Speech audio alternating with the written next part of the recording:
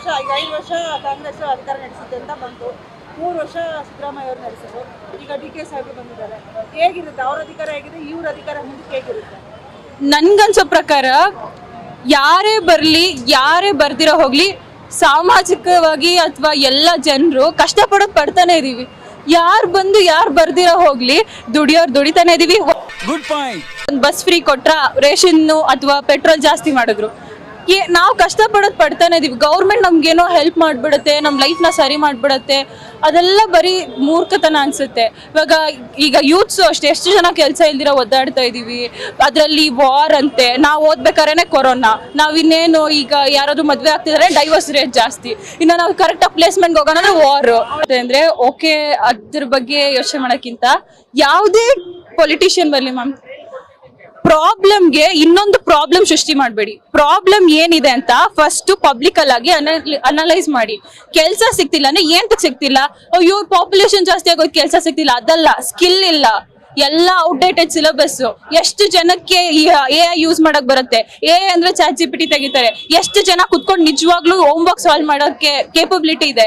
ಯಾವಾಗ್ಲೂ ಅಮೆರಿಕ ದುಡ್ಡು ಮಾಡ್ತು, ನಮ್ ದೇಶದಲ್ಲೇ ಮ್ಯಾಮ್ ಜಾಸ್ತಿ ಸರಸ್ವತಿ ನಾವು ಬೇಡೋದು. ಅರೆ ಜಾಸ್ತಿ ಎಜುಕೇಟೆಡ್ ಇರೋದು ಚೈನಾದಲ್ಲಿ, ಜಾಸ್ತಿ ಲಕ್ಷ್ಮಿನ್ ಬೇಡ್ತೀವಿ, ದುಡ್ಡಿರೋದು ಅಮೆರಿಕಾದಲ್ಲಿ.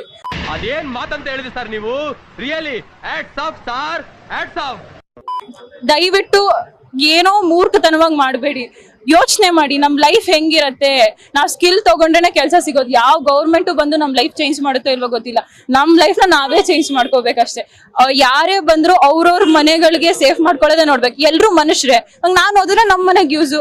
ಅದೇ ತರ ಪಾಲಿಟಿಕ್ಸ್ ನಡೆಸಿದ್ರೆ ಅವ್ರ ಮನೆಗ್ ಸ್ವಲ್ಪ ಸೇಫ್ ಮಾಡ್ಕೊಂಡು ಇನ್ ಮಿಕ್ಕಿದೇನಿರೋದು ಅದನ್ನ ರಾಜಕಾರಣ ನಡೆಸ್ತಾರೆ ಅಷ್ಟೇ. ನಾನು ಯಾವ್ದೇ ತರ ಫಿಲ್ಟರ್ ಯೂಸ್ ಮಾಡಕ್ ಇಷ್ಟ ಪಡಲ್ಲ. ಎಲ್ಲಾನು ಇದೇ ನಡೀತಾರೆ.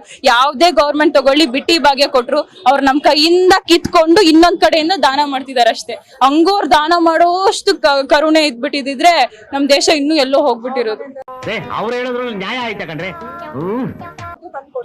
ಎಷ್ಟು IT ರೈಡ್ ಆಗುತ್ತೆ, ಅದೆಲ್ಲ ಯಾರು ಮಾತಾಡ್ತಾರೆ ಮ್ಯಾಮ್? CM ಮನೇಲಿ IT ರೈಡ್ ಆಗಿರುತ್ತೆ. ಎಜುಕೇಶನ್ ಮಿನಿಸ್ಟರ್ ಕ್ವಾಲಿಫಿಕೇಶನ್ ಏನು, ಎಷ್ಟು ಜನ ಸ್ಕಿಲ್ಡ್ ಆಗಿದ್ದಾರೆ, ನಮ್ ದೇಶದಲ್ಲಿ ಎಷ್ಟು ಜನಕ್ಕೆ ಅನ್ಎಂಪ್ಲಾಯ್ಮೆಂಟ್ ರೇಷಿಯೋ ಏನಿದೆ, ಅದಕ್ಕೆ ಏನ್ ಪ್ರಾಬ್ಲಮ್ ಅಂತ ಗೊತ್ತು? ಇದೆಲ್ಲ ಪಾಲಿಟಿಕ್ಸ್ ಹೇಳ್ತಾರಾ? UPSC ಎಕ್ಸಾಮ್ ಎಷ್ಟು ಕಷ್ಟ, ಅದೇ ತರ ಪಾಲಿಟಿಷಿಯನ್ಗೂ ಒಂದು ಎಕ್ಸಾಮ್ ಬರ್ಸಿ ಪಾಸ್ ಮಾಡಿಸಿ ನೋಡೋಣ, ಆಗಲ್ಲ. ಇದೊಂದು ಹೊಸ ಯೋಚನೆ ಮಾಡ್ಬೇಕು. UPSC ಬರಿಬೇಕಂದ್ರೆ ಕಠಿಣ ಶ್ರಮ ಇರುತ್ತೆ. ಅದನ್ನ ಇವರು ಆ UPSC ಬರ್ದಾದ್ಮೇಲೆ ಒಂದು ಪಾಲಿಟಿಷಿಯನ್ ಕೆಳಗೇನೆ ಪಾಪ ಅವ್ರು ಕೆಲಸ ಮಾಡ್ತಾರೆ.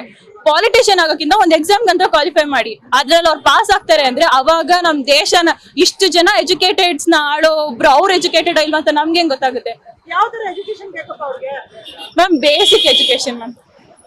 ಜನರಿಗೆ ಏನ್ ಕಷ್ಟ ಆಗ್ತಿದೆ, ಜನರು ಬಿಟ್ಟಿ ಭಾಗ್ಯ ಏನ್ ಚೂಸ್ ಮಾಡ್ತಿದ್ದಾರೆ, ಏನ್ ಆಕ್ಚುಲಿ ನಮ್ ಸೊಸೈಟಿಗೆ ಬೇಕು? ಸುಮ್ನೆ ದುಡ್ಡು ಕೊಡ್ತೀವಿ, ಅಷ್ಟ್ ಕೊಡ್ತೀವಿ, 2,000 ರೂಪಾಯಿ ಕೊಡ್ತೀವಿ, ಫ್ರೀ ಬಸ್ ಕೊಡ್ತೀವಿ, ಅದ್ ಬೇಡ. ಇವಾಗ ಯಾರ್ಯಾರಿಗೆ ಆಕ್ಚುಲಿ ಏನ್ ಈ ಒಂದು ರೇಷಿಯೋ ಅಲ್ಲಿ, ಇವಾಗ ಎಲ್ಲೋ ಸ್ಲಮ್ ಪ್ಲೇಸಸ್ ಇದೆ, ಏನೋ ಇದೆ, ಅಲ್ಲಿ ಹೋಗಿ ಅವ್ರಿಗೆ ಇವಾಗ ನಾನು ಒಂದೇ ಸತಿಗೆ ಅನ್ಎಂಪ್ಲಾಯ್ಮೆಂಟ್ ಎಲ್ಲ ಕ್ಯಾನ್ಸಲ್ ಮಾಡ್ಬಿಡಿ ಅಂತ ಹೇಳಕ್ ಆಗಲ್ಲ. ಅವ್ರು ಬೆಳೆದ್ ಬಂದಿರೋ ವಾತಾವರಣ ಹಂಗಿರತ್ತೆ. ಒಂದೇ ಸತಿಗೆ ಅವ್ರನ್ನ ಎಜುಕೇಟೆಡ್ ಮಾಡಿ ಎಲ್ಲರಿಗೂ ಐಫೈ ಕೆಲಸನೇ ಕೊಡ್ಸಿ, ಸಣ್ಣದಿಂದ ಸ್ಟಾರ್ಟ್ ಮಾಡಿ. ಬೇಸಿಕ್ ಆಗಿ ಮಕ್ಕಳಿಗೆ ಗುಡ್ ಟಚ್ ಬ್ಯಾಡ್ ಟಚ್ ಹೇಳ್ಕೊಡಿ. ಯಾಕಂದ್ರೆ ಎಲ್ಲ ಎಜುಕೇಟೆಡ್ಸ್ ದಡ್ಡನ ಮಕ್ಳ ತರ ಆಡೋದು. ಅದಕ್ಕೆ ಅವ್ರಿಗೆ ದಯವಿಟ್ಟು ಗುಡ್ ಟಚ್ ಬ್ಯಾಡ್ ಟಚ್ ಅಂದ್ರೆ ಏನು, ಹುಡುಗಿರಿಗೆ ಹೆಂಗೆ ನಮ್ಮನ್ನ ನಾವು ಹ್ಯಾಂಡಲ್ ಮಾಡ್ಕೊಂಡ್ರೆ ಸ್ವಲ್ಪ ಜನ ನಮ್ಮಿಂದ ದೂರ ಇರ್ತಾರೆ. ರೇಪ್ ಕೇಸಸ್ ಜಾಸ್ತಿ ಆಗ್ತಿದೆ, ಇದನ್ನೆಲ್ಲ ಏನ್ ಜಾಸ್ತಿ ಆಗ್ತಿದೆ, ಇದನ್ನೆಲ್ಲ ಮಾತಾಡ್ರೆ ಪೊಲಿಟಿಷಿಯನ್ಸ್ ಕುತ್ಕೊಂಡು ನಗ್ತಾರೆ. If you can't escape from the rape, just lie down and enjoy ಅಂತ ಹೇಳ್ತಾರೆ. ಎಂತ ಸ್ಟುಪಿಡ್ ಸ್ಟೇಟ್ಮೆಂಟ್ಸ್ ಮ್ಯಾಮ್ ಇದೆಲ್ಲ. ಅದೇ ಅವರು ಹೆಂಡತಿ ಮಕ್ಳಿಗೆ ಇದನ್ನೇ ಹೇಳ್ತಾರೆ, ಅದನ್ನು ಪಬ್ಲಿಕ್ ಅಲ್ಲಿ ಹೇಳ್ತಾರೆ. ಅದನ್ನ ಈ ತರ ಕೆಟ್ಟ ಪಾಲಿಟಿಕ್ಸ್ ಇರೋದ್ರಿಂದಾನೇ ನಮ್ ದೇಶ ಇನ್ನೂ ಉದ್ಧಾರ ಆಗಲ್ಲ. ಇನ್ನು 15 ವರ್ಷ ಹೋದ್ರೂ ಉದ್ಧಾರ ಆಗಲ್ಲ. ಯಾರೋ ಒಬ್ರು ಒಳ್ಳೇದ್ ಮಾಡ್ತಾರೆ ಅಂದ್ರು ಎಲ್ಲರೂ ಅದಕ್ಕೆ ಕಲ್ಲು ಹಾಕದೆ. ಯಾರೋ ಒಬ್ರು ಏನೋ IAS ಆಫೀಸರ್ IPS ಆಫೀಸರ್ ಏನೋ ಮುಂದೆ ತಗೊಂಡ್ ಬಂದ್ರೆ ಅವ್ರನ್ನ ಕೊಲೆ ಮಾಡ್ಬಿಡ್ತಾರೆ.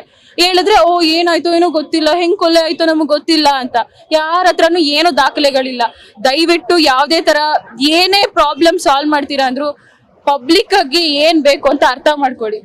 ಸುಮ್ನೆ ಬಾಯಿಗೆ ಬಂದಿದ್ ಮಾತಾಡ್ಬೇಡಿ.